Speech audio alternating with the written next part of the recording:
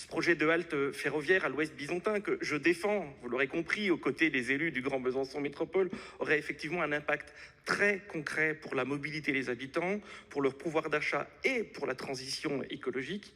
Et en complément du projet d'achèvement du contournement de Besançon par la RN 57, cette halte ferroviaire serait l'illustration de l'écologie que nous défendons, une écologie de bon sens, une écologie concrète qui tient compte de toutes les contraintes de la vie quotidienne des Français, sans opposer les modes de transport. Je vous remercie. Alors, la parole est à Monsieur Laurent Croisier.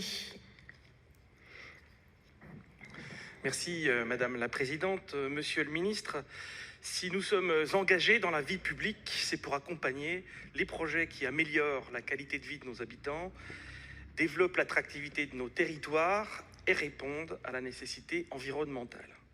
La ville de Besançon, qui se situe dans ma circonscription, est au cœur d'une aire urbaine de 250 000 habitants. Elle concentre une part très conséquente des emplois et de l'activité.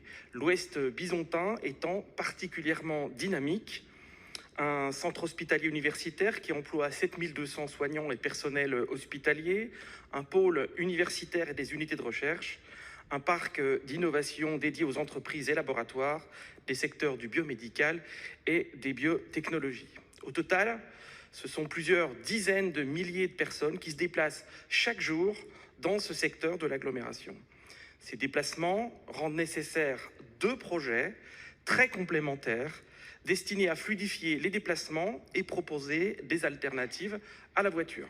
Tout d'abord, le projet d'achèvement du contournement de Besançon par la route nationale 57, dossier soutenu par l'État et la communauté urbaine du Grand Besançon Métropole, dont un tiers du budget est consacré au développement de modes alternatifs à la mobilité douce ainsi qu'à la préservation de la biodiversité.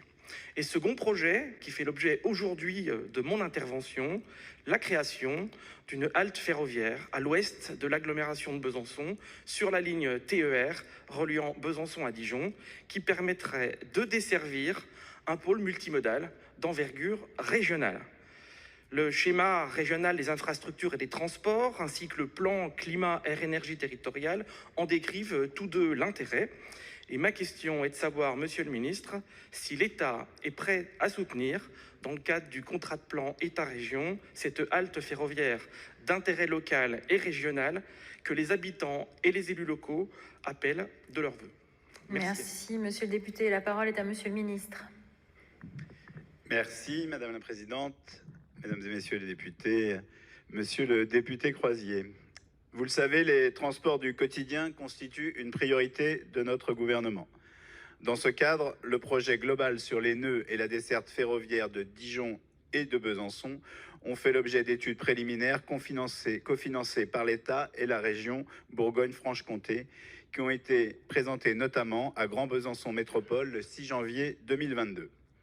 En particulier, une étude capacitaire a été réalisée par SNCF Réseau afin de déterminer les réalisations susceptibles d'améliorer le réseau et les dessertes entre les nœuds ferroviaires de Dijon et de Besançon. Il s'agit d'améliorer la régularité et les correspondances sur l'ensemble des axes. En cela, la possibilité d'aménager une nouvelle halte ferroviaire à proximité du CHU de Besançon, soit à l'ouest de l'agglomération, a été examinée.